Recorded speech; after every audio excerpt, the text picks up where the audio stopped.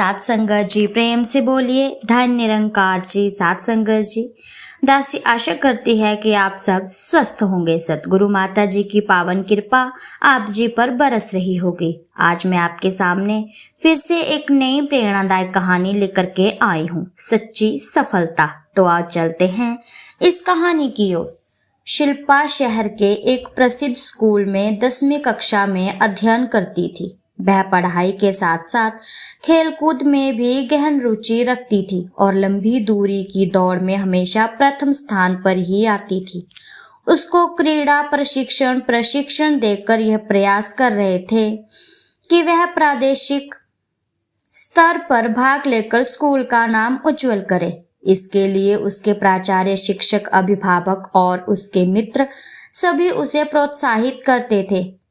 वह एक संपन्न परिवार की लाडली थी। वह क्रीड़ा गतिविधियों में भाग लेकर आगे आए। इसके लिए उसके खान पान के साथ साथ अच्छे व्यायाम प्रशिक्षकों का मार्गदर्शन दिए जाने की व्यवस्था भी की गई थी। उसके पिता सदैव उससे कहा करते थे कि मन लगाकर पढ़ाई करने के साथ साथ ही खेल कूद में भी अच्छी तरह से भाग लो, तभी तुम्हारा सर्वांगीण विकास होगा। शिल्पा की कक्षा में अंकिता नाम की एक नई लड़की ने प्रवेश किया। वह अपने माता पिता की एकमात्र संतान थी और एक किसान की बेटी थी। वह गांव से अध्ययन करने के लिए शहर में आई थी। उसके माता पिता उसे समझाते थे कि बेटी, पढ़ाई लिखाई जीवन में सबसे आवश्यक होती है। यही हमारे भविष्य को निर्धारित करती है एवं उसका आधार बनती है। तुम्हें क्रीड़ा प्रतियोगिताओं में भाग लेने से हम नहीं रोकते, किंतु इसके पीछे तुम्हारी शिक्षा में व्यवधान नहीं आना चाहिए। एक बार स्कूल में खेलकूद की गतिविधियों में शिल्पा और अंकिता ने लंबी दौड़ में भाग लिया। शिल्पा एक तेज धावक थी। वह हमेशा की तरह प्रथम आई और अंकिता द्वितीय स्थान पर थी। प्रथम स्थान पर आने वाली शिल्पा ने वह काफी पीछे थी। कुछ दिनों बाद ही दोनों की मुलाकात स्कूल में पुस्तकालय में हुई। शिल्पा ने अंकिता को देखते ही हंसते हुए व्यंजन पूर्वक तेज आवाज में कहा, अंकिता, मैं तुम्हें 1 साल देती हूँ कि तुम पढ़ाई लिखाई में ही ध्यान दो। तुम मुझे दौड़ में कभी नहीं हरा पाओगी। तुम गांव से आई हो, अभी तुम्हें नहीं पता कि प्रथम आने के लिए किस प्रकार के प्रशिक्षण एवं अभ्यास की आवश्यकता होती है। मेरे घर वाले पिछले सालों से हजारों रुपए मेरे ऊपर खर्च कर रहे हैं और मैं प्रतिदिन घंटों परिश्रम करती हूँ, तब जाकर प्रथम स्थान मिलता है। यह सब तुम्हारे और तुम्हारे परिवार के लिए संभव नहीं है। इसीलिए अच्छा होगा कि तुम अपने आप को पढ़ाई लिखाई तक ही सीमित रखो। इतना कहकर वह अंकिता की ओर उपेक्षा भरी दृष्टि से देखती हुई वहां से चली गई। अंकिता एक भावुक लड़की थी। उसे शिल्पा की बात कलेजे तक चुभ गई। उस अपमान से उसकी आंखों में आंसू छलक उठे। घर आकर उसने अपने माता पिता दोनों को इस बारे में विस्तार से बताया। माता पिता ने उसे समझाया, बेटा, जीवन में शिक्षा का अपना अलग महत्व है। खेलकूद प्रतियोगिताएं और औपचारिकताएं हैं। मैं यह नहीं कहता कि तुम खेलकूद में भाग मत लो, किंतु अपना ध्यान पढ़ाई में भी लगाओ और अच्छे से अच्छे अंकों से परीक्षाएं पास करो। तुम्हारी सहेली ने घमंड में आकर जिस तरह की बात की है वह उचित नहीं है, लेकिन उसने जो कहा है वह ध्यान देने लायक है। तुम हार जीत की परवाह किए बिना खेलकूद में भाग लो और अपना पूरा ध्यान अपनी शिक्षा पर केंद्रित करो। उसकी माँ भी यह सुन रही थी। उसने अंकिता के पिता से कहा, पढ़ाई लिखाई तो आवश्यक है ही, साथ ही खेलकूद भी इतना आवश्यक होता है। इसमें भी कोई आगे निकल जाए तो उसका भी बहुत नाम होता है। अंकिता के पिता को उसकी माँ की बात अनुचित लगी। वह भी अंकिता को बहुत चाहते थे।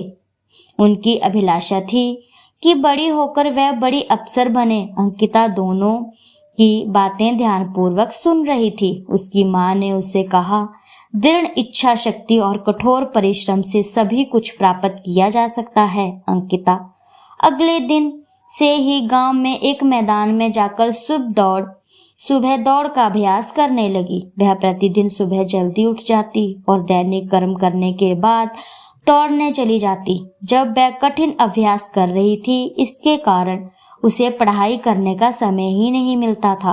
वह बहुत अधिक थक जाती थी।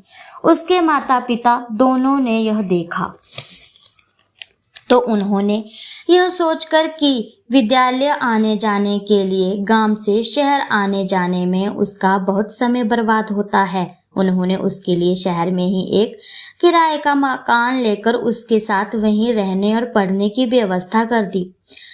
शहर आकित अंकिता घर में रहती थी। उससे कुछ दूरी पर एक मैदान था। लोग सुबह सुबह उस मैदान में आकर दौड़ते और व्यायाम करते थे। अंकिता ने भी अपना अभ्यास उसी मैदान में करना प्रारंभ कर दिया। एक बुजुर्ग वहां सैर करने के लिए आते थे। वे अंकिता को दौड़ का अभ्यास करते देखते थे। कई दिनों तक देखने के बाद वे उसकी लगन और उसकी अभ्यास से प्रभावित हुए। एक दिन जब अंकिता अपना अभ्यास पूरा करके घर जाने लगी तो उन्होंने उसे रोककर उससे बात की। उन्होंने अंकिता के विषय में विस्तार से सभी कुछ पूछा। उन्होंने अपने विषय में उसे बतलाया कि वे अपने समय के एक प्रसिद्ध धावक थे। उनका बहुत नाम था। वे पढ़ाई लिखाई में औसत दर्जे होने के कारण कोई उच्च पद प्राप्त नहीं कर सके। समय के साथ दौड़ भी छूट गई। उन्होंने अंकिता को समझाया कि दौड़ के साथ साथ पढ़ाई में उतनी ही मेहनत करना बहुत आवश्यक है। अगले दिन से अंकिता को दौड़ की कोचिंग देने लगे। उन्होंने उसे लंबी दौड़ के लिए तैयार करना प्रारंभ कर दिया। स्कूल में प्रादेशिक स्तर पर भाग लेने के लिए चुने जाते हेतु अंतिम प्रतियोगिताओं का आयोजन किया गया था। इसमें 1500 मीटर की दौड़ में प्रथम आने वाले को प्रादेशिक स्तर पर भेजा जाना था।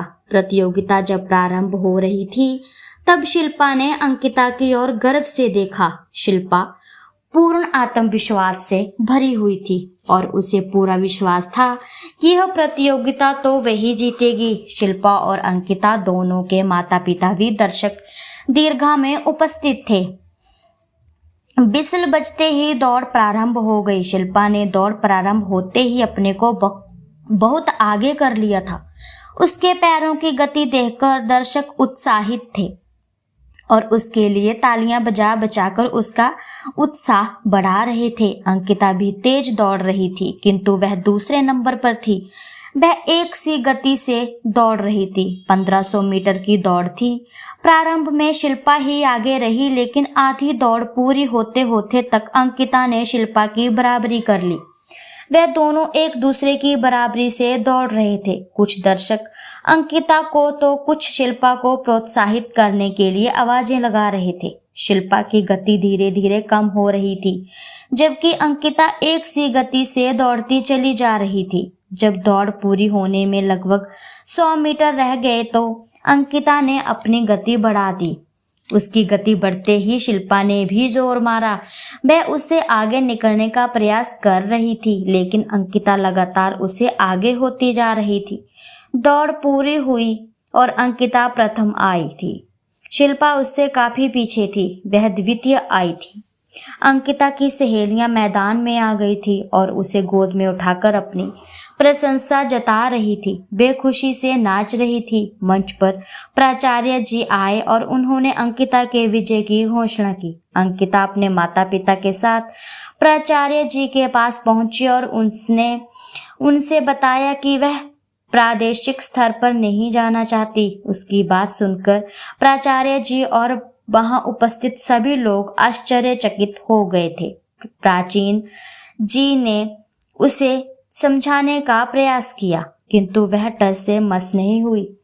अंकिता ने उनसे कहा कि वह सरकारी सेवा में अफसर बनाना चाहती है। इसके लिए उसे बहुत पढ़ाई करने की आवश्यकता है।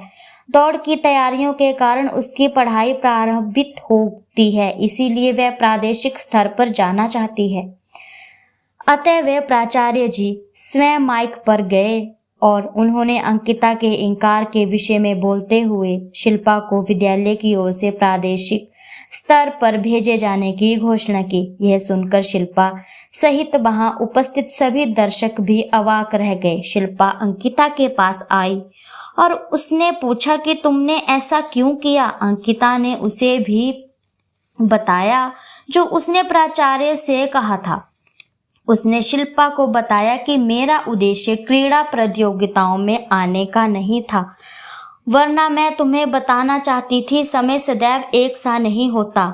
कल तुम प्रथम स्थान पर थी, आज मैं हूँ, कल कोई और रहेगा। उस दिन पुस्तकालय में तुमने जो कुछ कहा था उसे तुम मित्रता के साथ भी कह सकती थी, किंतु तुमने मुझे नीचा दिखाने का प्रयास किया था जो मुझे खल गया था। मेरी हार्दिक तमन्ना है कि तुम प्रादेशिक स्तर पर सफलता प्राप्त करो।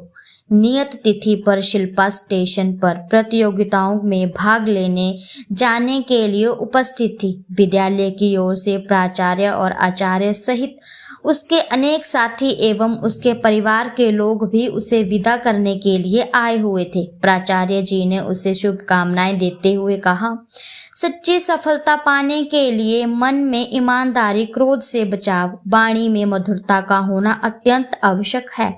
अपने निर्णय सोच समझ कर लेना, ईश्वर पर भरोसा रखना और उसे हमेशा याद रखना। यदि तुम इन बातों को अपनाओगी तो जीवन में हर कदम पर सफलता पाओगी। जीवन में सफलता की कुंजी है वाणी में प्रेम, प्रेम से भक्ति, कर्म से प्रारब्ध, प्रारब्ध से सुख, लेखनी से चरित्र और चरित्र से निर्मलता, व्यवहार से बुद्धि और बुद्धि से ज्ञान की प्राप्ति। मेरी इन बातों को तुम अपने हृदय में आत्मसात करना, ये सभी तुम्हारे लिए जीवन में प्रगति की आधारशिला बनेंगे।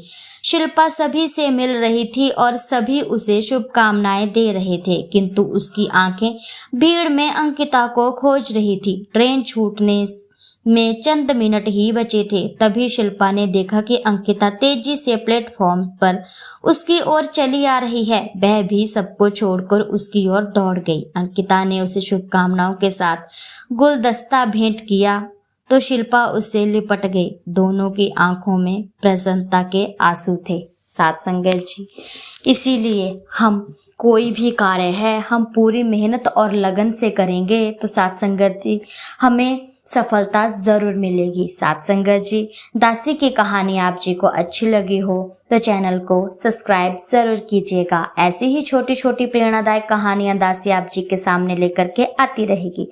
तब तक के लिए धन्य निरंकार जी।